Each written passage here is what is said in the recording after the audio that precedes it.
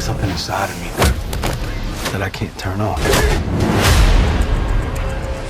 Can you tell me about like the most extreme training that you've ever undergone in order to get ready for a project? I mean, I think this was it. You know, honestly, I think the underwater training for this one was probably the most intense because we spent so much time in the water. You know, I think there's a lot of high, stressful, intense scenes. So a lot of hours that I spent in dive pools and, you know, working on, you know, with the hookah, you know what I mean, and the, you know, the rebreathers and just being able to stay calm under, you know, intense situations under there. It was the hardest thing I had to do so far.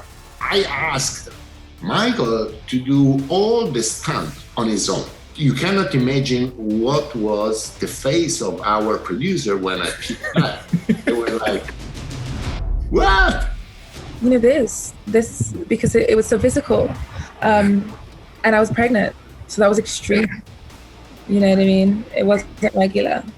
That has to be the absolute most extreme condition to be in. Yes. You know, this one was pretty intense because I had a bit of a stunt. I had these strings attached and I was laying on the floor and I was ripped off of the floor. And so I think that was like my first stunt. This was the most challenging part, is to make an action that is equally entertaining but real.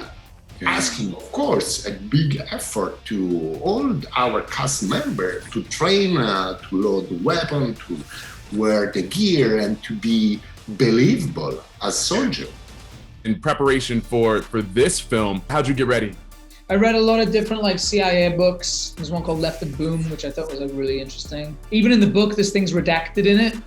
So you know it's like, oh, they didn't like him really, like telling the story or like talking about it at all. When you're playing a certain kind of character, you always like want a model. So I was like, I know exactly what it is. It's a movie that I love, which is Paul Reiser in Aliens. Yeah. I love how he feels non-threatening. Senior Chief Kelly is the third member to be attacked. But at the same time, you're like, there's something not right about this guy. Yeah. Let's not make snap judgments, please. Is there any sort of support that your castmates gave to you while on set that really did help you to feel the whole squad was bound together and supporting you? The interesting thing about working with a lot of men is it's definitely inspiring how much they assert themselves.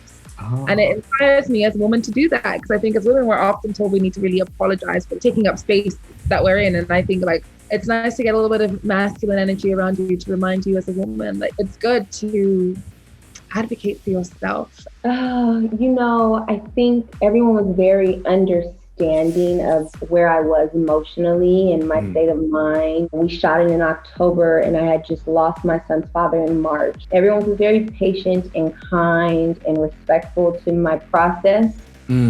Every day, everybody brought it, you know? So I think just showing up and being consistent is like one of the biggest gifts you can get, especially when shooting a movie this size.